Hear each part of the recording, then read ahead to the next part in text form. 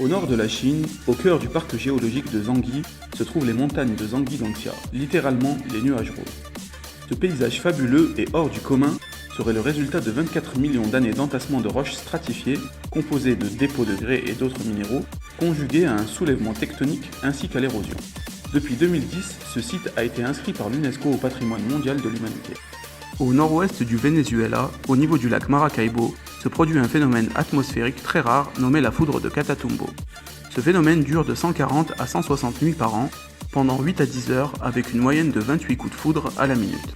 Le phénomène s'explique par la très forte évaporation d'eau douce générant une très grande quantité de vapeur poussée par les alizés à une altitude de 7 km où elles forment de grandes particules de glace provoquant des orages électriques.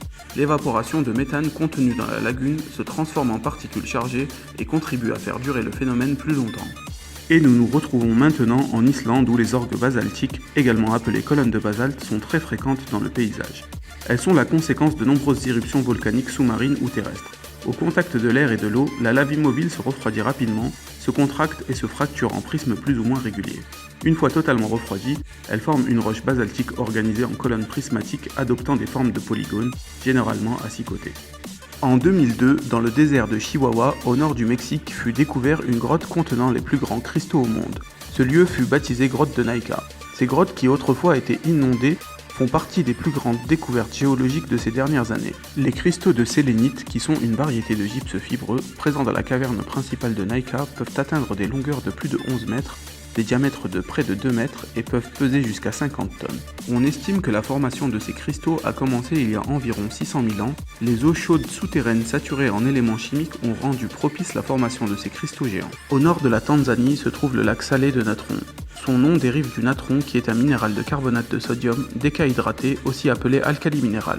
L'alcali minéral est dissoute en très forte quantité dans le lac, ce qui lui donne la particularité d'être très alcalin. Avec des températures atteignant les 60 degrés Celsius, un pH de 10,5 et sa forte salinité, le lac Natron est un environnement hostile à la vie. En dehors de quelques espèces de poissons et une colonie de flamants nains, tous ceux qui tombent dans le lac finissent momifiés.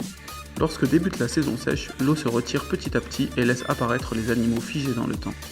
Près du village de Derwen, au milieu du désert de Karakoum, au Turkménistan, se trouve la Porte de l'Enfer.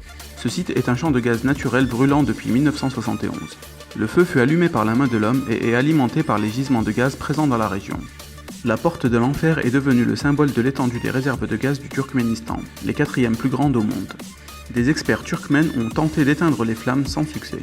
Au sud-ouest de la Bolivie se trouve le Salar de Uyuni, un vaste désert de sel situé à environ 3600 mètres d'altitude sur les hauts plateaux boliviens.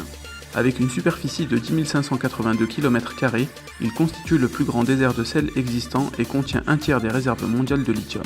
La formation de ce désert blanc est due à la disparition il y a 14 000 ans du lac préhistorique de Toca. Entre le mois de janvier et de mars, les précipitations inondent les bords du Salar d'Uyuni qui peuvent être recouverts d'une trentaine de centimètres d'eau, donnant ainsi un effet miroir des plus bluffants.